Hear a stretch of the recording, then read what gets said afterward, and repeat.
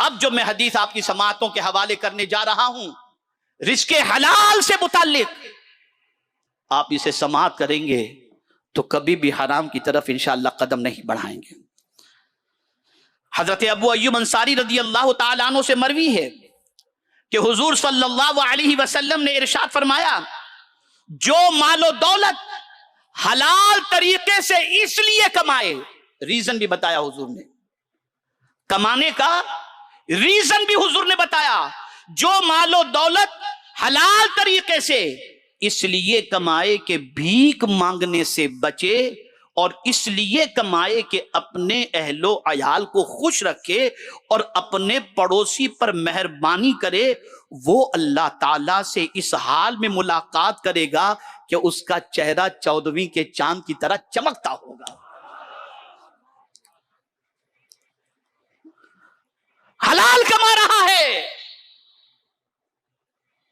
تاکہ ہمارا بچہ بھیک مانگنے سے بچے اور پڑوسی کی بھی مدد کرے، تو مرنا تو برحق ہے، ملاقات تو اللہ سے ہوگی، لیکن قربان جائیے اس حلال کمانے والے کی عظمت پر کہ جب رب سے اس کی ملاقات ہوگی تو مدینے کے تاجدار صلی اللہ علیہ وسلم فرماتے ہیں کہ اس کا چہرہ 14ویں کے چاند کی طرح چمک رہا ہوگا۔ میرے پیارے آقا صلی اللہ تعالی علیہ وسلم کے پیارے دیوانوں، آج کیوں زبان سے گالی نکل رہی ہے؟ آج کیوں زبان سے بکواس ہو رہی ہے؟ آج کیوں زبان سے بےہودہ باتیں نکل رہی ہیں؟ کہیں ایسا تو نہیں کہ ہمارے حلق کے نیچے اترنے والا لقمہ حلال کا نہیں رہ گیا؟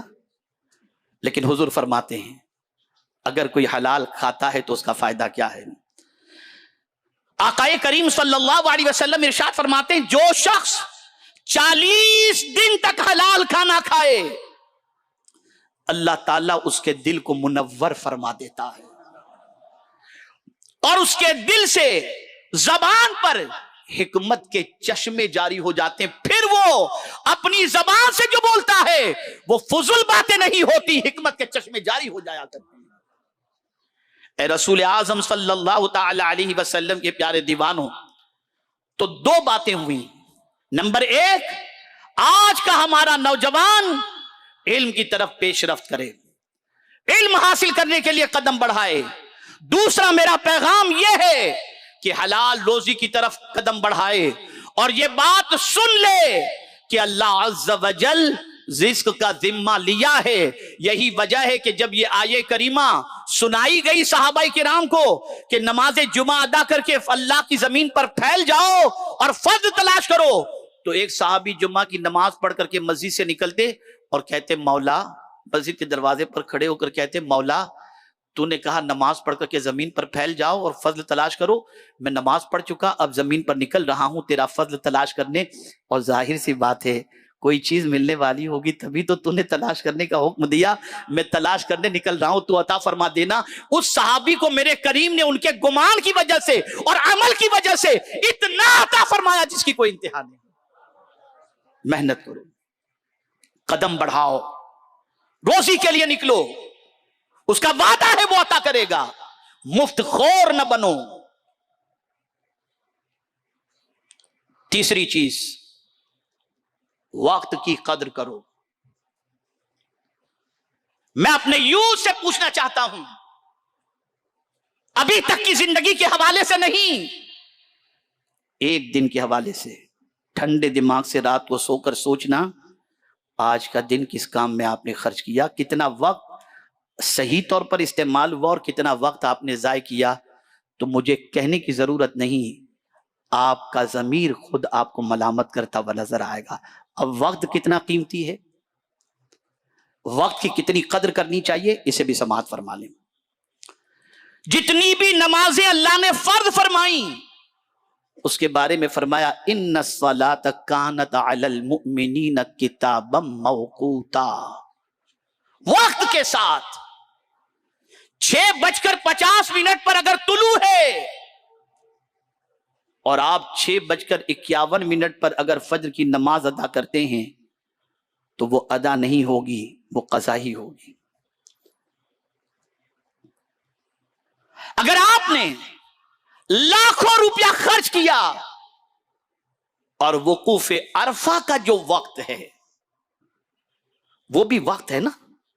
आप सोचेंगे मैं 11 को जाकर, 9 को बहुत भीड़ रहती है, मैं जाऊंगा 11 को जाकर के आराम से पूरा दिन वहां रहूंगा ताकि भीड़ से बच जाऊं, आपका हज नहीं होगा। वकूफ अरफा का जो वक्त शरीयत ने मुतअय्यन किया है, आप अगर उस वक्त से ताखीर में पहुंचे या पहले पहुंचे, आपके लाखों रुपए के खर्च करने का कोई फायदा नहीं। नादानों, रमजान में नहीं देखते, इफ्तार, सहरी, सबके लिए वक्त।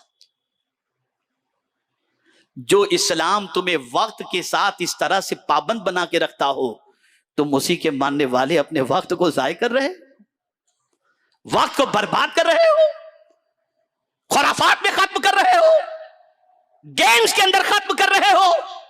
कितना एजुकेशन है तुम्हारे पास, कितना सरमाया है तुम्हारे पास, क्या काम आज तक तुमने कर लिया कि अपना वक्त तुम इन चीजों में खर्च कर रहे हो? वक्त की कदर करो। मैं वक्त के हवाले से कुछ जरूरी बातें अर्ज करता हूं। सबसे पहले मेरे आका सल्लल्लाहु अलैहि वसल्लम ने वक्त की अहमियत कैसे बताई, समाअत फरमाएं। आकाए करीम सल्लल्लाहु अलैहि वसल्लम फरमाते हैं, अगर कयामत कायम हो जाए, यानी कायम हो जाए, आने वाली बात नहीं फरमाई, कायम हो जाए, अभी हिसाब किताब स्टार्ट नहीं हुआ, बस कयामत कायम हुई। सरकार फरमाते हैं, अगर कयामत कायम हो जाए और तुम में से किसी के हाथ में खजूर का छोटा सा पौधा हो, कयामत कायम हो गई, हाथ में खजूर का छोटा सा पौधा है, अगर वो इस बात की इस्तिताअत रखता हो कि हिसाब के लिए खड़ा होने से पहले उसे लगा लेगा, तो जरूर लगा ले। यानी हिसाब शुरू हो इससे पहले उसके पास इतना वक्त है, और वो इस्तिताअत भी रखता है कि पौधा लगा ले, तो वो टाइम भी जाय न करो, उस टाइम को पौधा लगाने में खर्च करो। यह है वक्त की कदर। ए रसूल आजम सल्लल्लाहु ताला अलैहि वसल्लम के प्यारे दीवानों, आकाए करीम सल्लल्लाहु अलैहि वसल्लम फरमाते हैं, औलादे आदम पर हर नया आने वाला दिन उसे मुखातिब होकर कहता है। जो दिन नया आता है ना, वो डेली दिन कहता है। हम कहां सुनते हैं, लेकिन हुजूर तो सबकी सुनते हैं ना, सबकी पुकार को सुनते हैं, सबकी बातों को सुनते हैं। और क्या कहना, हम यहां से पुकारें वहां वो सुने। मेरे आका सल्लल्लाहु ताला अलैहि वसल्लम की शान तो यह है कि इरशाद फरमाते हैं, मैं अपनी मां के शिकम में था और मां के शिकम में रहते हुए लोहे महफूज पर चलते हुए कलम की आवाज को सुनता था। ये मेरे आका की समाअत का आलम है। इसी को मेरे इमाम कहते हैं, हम यहां से पुकारें वहां वो सुने। मुस्तफा की समाहत पे लाखों सलाम। तो सरकार तो सबकी सुनते हैं। अब दिन, ये डे जो डेली निकलता है ना, वो क्या कहता है? वो दिन हर आदमी से कहता है, लेकिन आदमी कहां सुनता है? दिन कहता है, ऐ इब्ने आदम, मैं नई मखलूक हूं। यानी हर नया दिन हमें कहता है, मैं नई मखलूक हूं, मैं कल तुम्हारे अमल की गवाही दूंगा,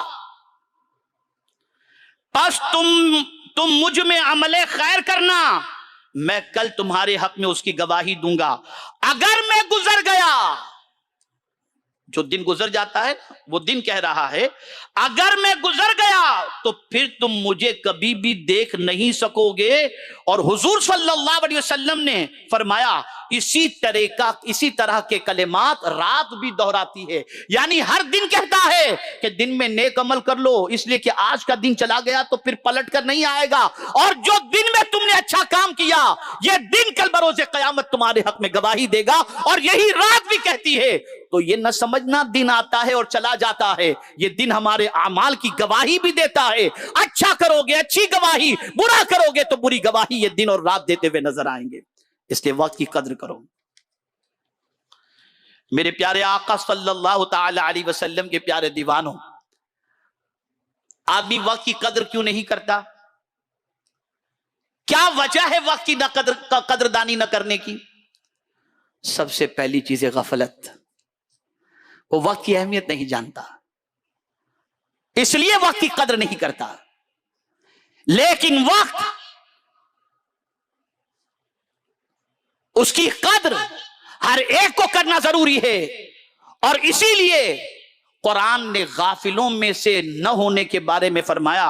اللہ عز و جل ارشاد فرماتا ہے وَاذْكُرْ رَبَّكَ فِي نَفْسِكَ تَضَرُّعًا وَخِيفَةً وَدُونَ الْجَهْرِ مِنَ الْقَوْلِ بِالْغُدُوِّ وَالْآصَالِ وَلَا تَكُن مِّنَ الْغَافِلِينَ، اور اپنے رب کو اپنے دل میں یاد کرو، گڑ گڑاتے ہوئے اور ڈرتے ہوئے اور بلندی سے، کچھ کم آواز میں، صبح کو شام کو، اور غافلوں میں سے نہ ہونا،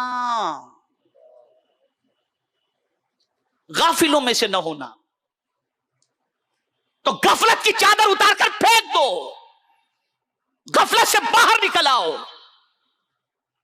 اس لیے کہ قرآن کہہ رہا ہے وَلَا تَكُن مِّنَ الْغَافِلِينَ، غافلوں میں سے نہ ہو جاؤ۔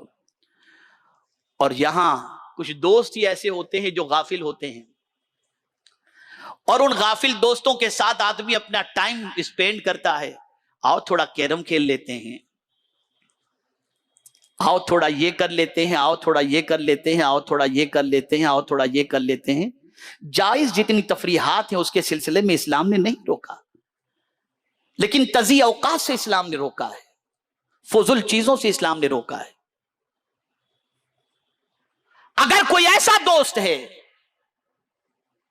جس کا دل اللہ کے ذکر سے غافل ہے، اور جو تمہیں غفلت کا شکار کر دے، غافل بنا دے، تو کیا دوستی میں اس کی بات ماننی چاہیے؟ قربان جائیے میرے رب کی عظمت پر، ارشاد فرماتا ہے وَلَا تُطِعْ مَنْ أَغْفَلْنَا قَلْبَهُ عَنْ ذِكْرِنَا وَاتَّبَعَ هَوَاهُ وَكَانَ أَمْرُهُ فُرُطًا۔ قرآن کہتا ہے اور اس کا کہا نہ مانو جس کا دل ہم نے اپنی یاد سے غافل کر دیا، اور وہ اپنی خواہش کے پیچھے چلا، اور اس کا کام حد سے گزر گیا۔ ایسے لوگ جو غافل ہوتے ہیں وہ قرآن کے پیچھے نہیں چلتے، وہ شریعت کے پیچھے نہیں چلتے، وہ فائدے کو نہیں دیکھتے، بلکہ خواہش کے پیچھے پیچھے چل کر وہ اپنی زندگی گزارتے ہیں، حد کراس کر جاتے ہیں۔ قرآن نے کہا ان کی بات قطعی طور پر نہ ماننا۔ اور یہاں پر میں اگر سیدنا صدیق اکبر رضی اللہ المولا تبارک و تعالی عنہ کی دعا آپ کی سماعتوں کے حوالے نہ کروں تو مناسب نہ ہوگا۔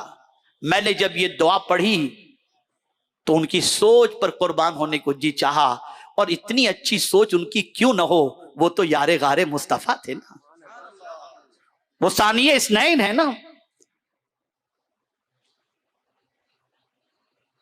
آپ اندازہ لگائیں، ان کی دعا کو ذرا سنیں تاکہ محسوس کر سکیں کہ کتنی عظیم دعا ہے ان کی۔ سیدنا صدیق اکبر رضی اللہ تعالیٰ عنہ دعا کرتے تھے اللہم لا تدعنا فی غمرت ولا تاخذنا علی غرت ولا تجعلنا من الغافلین۔ اے اللہ ہمیں سختی میں نہ چھوڑ اور ہمیں غفلت کی حالت میں نہ پکڑ، اور ہمیں غافلوں میں نہ بنا۔ یہاں سے یہ بات سمجھ میں آئی کہ جو لوگ غفلت کے شکار ہوتے ہیں وہ اللہ عز و جل کو پسند نہیں، اور مومن کو کبھی بھی غافل نہیں ہونا چاہیے۔ مجھے یہاں پر ایک بڑی پیاری بات حضرت حسن بصری علیہ رحمت و رضوان کی یاد آتی ہے۔ کچھ لوگ اپنے کام میں ٹال مٹول کرتے ہیں، ارے یار سدھر جائیں گے نا، 50 کے بعد سدھر جائیں گے، پھر تو کام ہی کیا ہے، 60 کے بعد سدھر جائیں گے، یار ابھی تو جوانی کی زندگی ہے، ابھی کہاں یہ سب ریسٹرکشن اور یہ ساری چیزیں، ایجوکیشن اور یہ اور وہ، ابھی تو انجوائے کی لائف ہے، اور آدمی ٹال مٹول کرتا ہے، اور اسی ٹال مٹول کے اندر میں بعد میں سدھر جاؤں گا، حج کر کے آگے سدھر جاؤں گا، یہ سارا ٹال مٹول۔ قربان جائیے اس پر حضرت حسن بصری علیہ رحمت و رضوان کے قول کی طرف۔ حضرت حسن بصری رضی اللہ تعالیٰ عنہ فرماتے ہیں ٹال مٹول سے بچو۔ غور سے سنیے گا، بڑی پتے کی بات ہے، بڑی پتے کی بات ہے، یہ دل میں بٹھا لو گے تو آج کے بعد ٹال مٹول کی عادت نکل جائے گی۔ فرماتے ہیں ٹال مٹول سے بچو، اس لیے کہ تمہارا تعلق آج سے ہے، کل سے نہیں۔ اس لیے کہ تمہیں معلوم ہی نہیں ہے کہ کل تم دیکھ سکو گے کہ نہیں دیکھ سکو گے. تو ٹال مٹول نہ کرو، آج ہی اپنا کام شروع کرو اور آج ہی سے اپنی زندگی کے اندر تبدیلی پیدا کرو. اگر کام کرنے کے وقت تک نہ پہنچ سکے اور اس سے پہلے روح پرواز کر گئی تو گھبرانے کی بات نہیں، راستے کی نیت آپ نے کر لی تھی، منزل تک پہنچانا میرے رب کے دست قدرت میں ہے. آپ جانتے ہیں ایک حاجی اگر گھر سے نکلا، وَمَن يَخْرُجْ مِن بَيْتِهِ مُهَاجِرًا إِلَى اللَّهِ وَرَسُولِهِ ثُمَّ يُدْرِكُهُ الْمَوْتُ فَقَدْ وَقَعَ أَجْرُهُ عَلَى اللَّهِ. کوئی حاجی گھر سے نکلا، احرام پہن کر نکلا یا نیت کر کے نکلا، ابھی مکہ نہیں پہنچا، موت واقع ہو گئی. معلوم نہ تھا موت واقع ہو گئی تو جانتے ہو جاتا، توجہ چاہوں گا، پہنچ جاتا، حج کرتا، ایک حج لکھا جاتا، لیکن نکلا اللہ کی راہ میں اور مر گیا، موت آ گئی تو مولا ہر سال اس کے نام اعمال میں حج کا ثواب لکھ دیتا ہے کہ بندے تو میری طرف آنے کا ارادہ تو کر لیا تھا، تو نے ٹال مٹول تو نہیں کی، تیرا کام جتنا تھا تو کر، باقی میرا کام میں کر دوں گا. تو ٹال مٹول نہ کرو، آج سے بدل جاؤ. یہاں سے جانے کے بعد اپنے ٹائم کے بارے میں احتساب کرو کہ کوئی بھی وقت تمہارا ضائع تم انشاءاللہ نہیں کرو گے. میرے پیارے آقا صلی اللہ تعالی علیہ وسلم کے پیارے دیوان ہوں، ہمارا ٹائم ضائع کس وجہ سے ہوتا ہے؟ آلات جدیدہ کی وجہ سے. موبائل، آپ ذرا سوچو تو سے، ہم نے کوئی تحقیق کے میدان میں قدم نہیں بڑھایا، کوئی نئی چیز ہم نے کریٹ نہیں کی. زمانے میں ہم کتنے پیچھے ہیں، دنیا کہاں سے کہاں نکل گئی اور ہمیں دے دیا گیم. اور ہمارے کچھ بچے پتہ نہیں کیا کیا گیم ہے، مجھے تو یاد بھی نہیں ہے، سمجھ میں بھی نہیں آتا ہے اس کے بارے میں. کون سا گیم وہ کھیلتے؟ پب جی. ہمارے کچھ نوجوان پوری پوری رات پب جی کھیلتے ہیں، پتہ نہیں کیا کیا گیم نکلی ہے. اب رمی اور یہ اور وہ سب چل رہا ہے، بس جلدی پیسے بناؤ. کیا کر رہے ہو تم؟ کس طرف جا رہے ہو؟ کیا تمہاری جوانی اسی لیے ہے؟ تو خبردار، ضرورت سے زیادہ آلات جدیدہ کا استعمال، یعنی تم موبائل کا، انٹرنیٹ کا استعمال ضرورت جتنا ہی کرو، ضرورت سے زائد اس کا استعمال قطعی طور پر نہ کرو. اس لیے کہ قیامت میں وقت کے بارے میں بھی اللہ عز و جل ہم سے سوال پوچھے گا. اب جو بات عرض کرنے جا رہا ہوں، اللہ والوں کے نزدیک وقت کی کتنی اہمیت ہے، ذرا سنو اور اپنی زندگی کو سنوارو. حضرت سیدنا عبداللہ ابن مسعود رضی اللہ تعالی عنہ کا قول ہے. کون ہے حضرت عبداللہ ابن مسعود؟ جلیل القدر صحابی.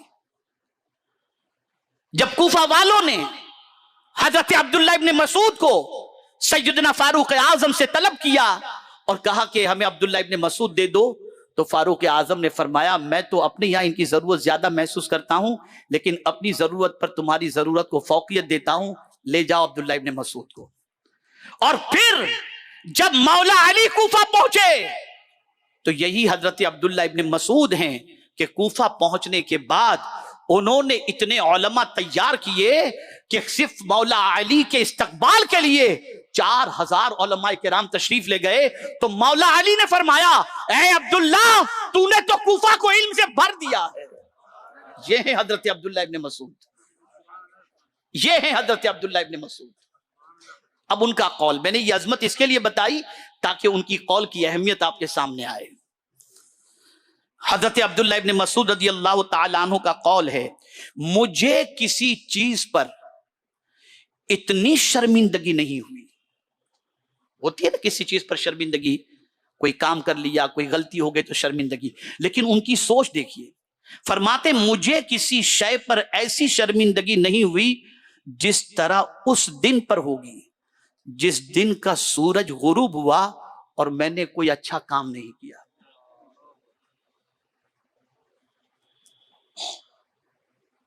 یعنی نیا سورج غروب ہو رہا ہے، اور اس دن اگر میرے کام کے اندر کوئی اضافہ نہیں ہوا اور میں نے کوئی کام نہیں کیا تو مجھے سب سے زیادہ اس بات پر افسردگی ہوگی اور شرمندگی ہوگی کہ آج کا دن ایسے ہی گزر گیا اور میں نے کوئی کام نہیں کیا۔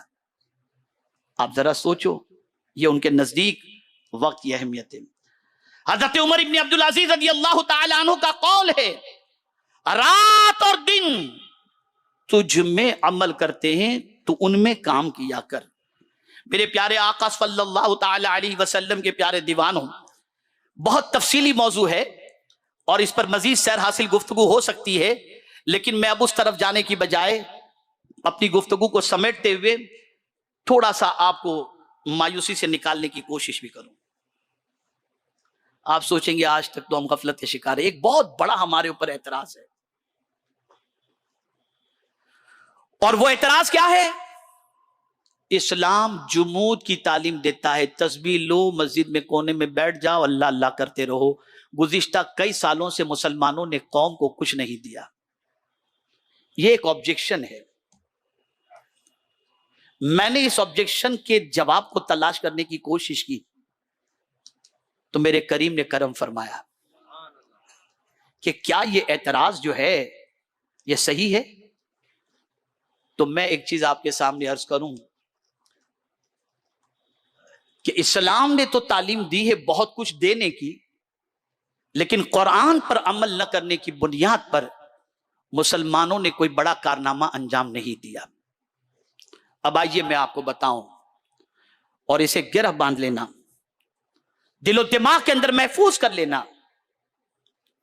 قرآن مقدس میں تقریباً 250 مقامات پر عمل کے لیے اللہ نے ابھارا ہے، 250 مقامات پر۔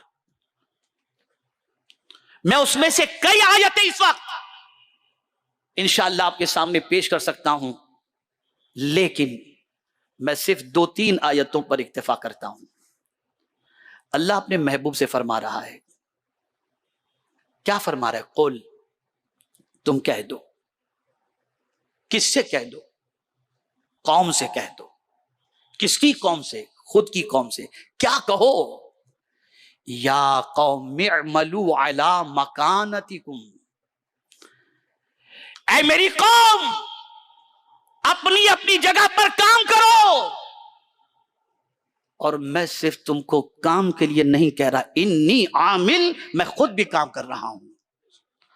آپ ذرا سوچو، رسول رحمت صلی اللہ علیہ وسلم کا ایک بہت بڑا ان کی زندگی کا حسن یہ ہے کہ انہوں نے پہلے کیا کیا ہے اور کرنے کے بعد اپنی قوم کو کرنے کا حکم دیا ہے۔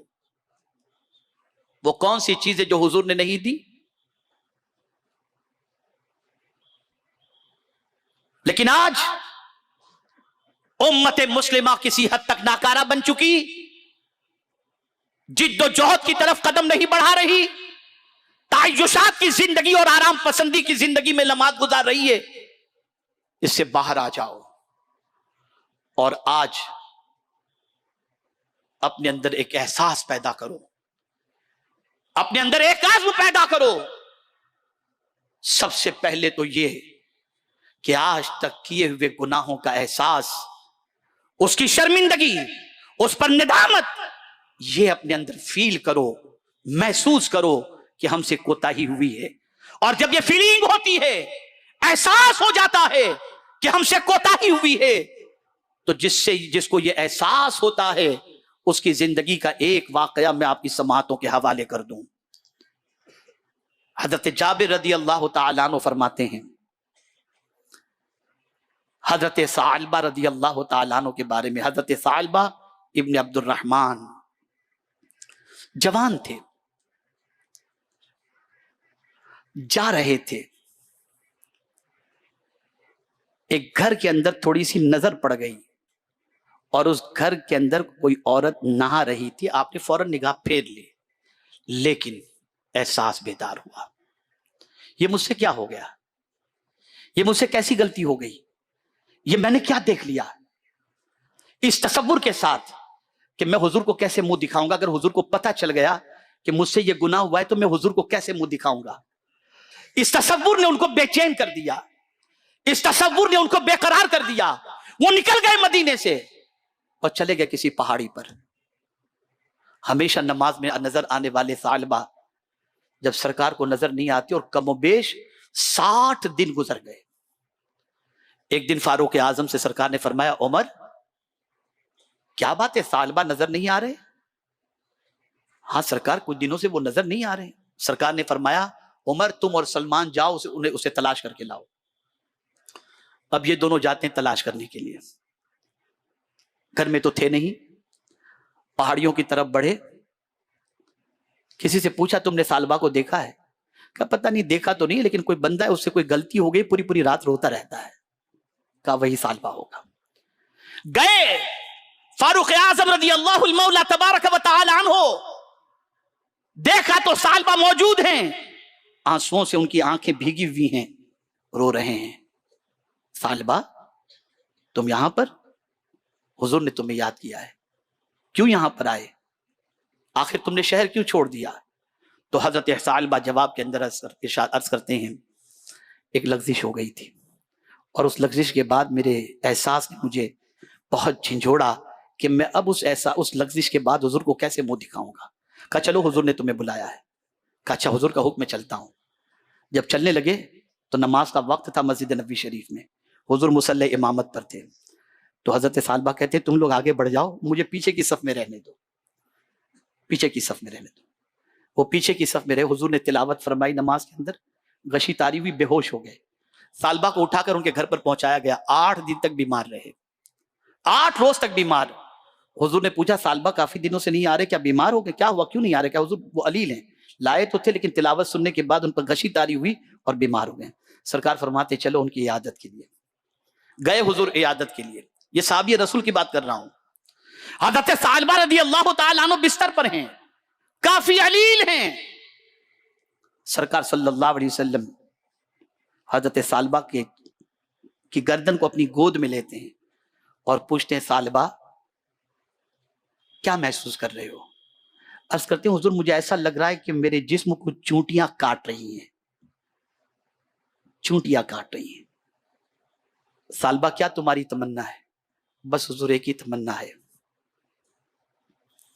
कि अल्लाह मुझे माफ फरमा दे। बस ये उन्होंने कहा और रसूल आजम ने मुज़्दा जाफ़ज़ा सुना दिया, अल्लाह तुम्हारी मग़फ़िरत फरमाए, और उनकी रूह परवास कर गई, विसाल फरमा गए। तजहीज़ और तकफीन का एहतमाम हुआ, गुस्ल दिया गया, कफन पहनाया गया। अब जब नमाज़े जनाजा के लिए निकले तो हुजूर सल्लल्लाहु अलैहि वसल्लम पंजों के बल चल रहे थे। साहबा ने पूछा, हुजूर क्या बात है, इस तरह तो कभी चलते हमने नहीं देखा। मेरे आका ने इरशाद फरमाया, मेरे साहबियों, सालबा की नमाज़े जनाजा में आसमान से इतने फरिश्ते उतर आए हैं कि पैर रखने की जगह नहीं है। ये एहसास है, ये एहसास है। पलट आओ अपने नबी की तरफ, पलट आओ अपने रब की तरफ, तौबा कर लो। मुस्तफा प्यारे क्या दामन रहमत आज भी हमें अपने दामन में लेने के लिए तैयार है। गफलत की चादर उतार दो, एक्टिव हो जाओ, हर उन चीजों से बचो जो आपकी सेहत को नुकसान दे, आपके फ्यूचर को तबाह करे, आपकी जिंदगी को बर्बाद करे, आपकी आखिरत को बर्बाद करे।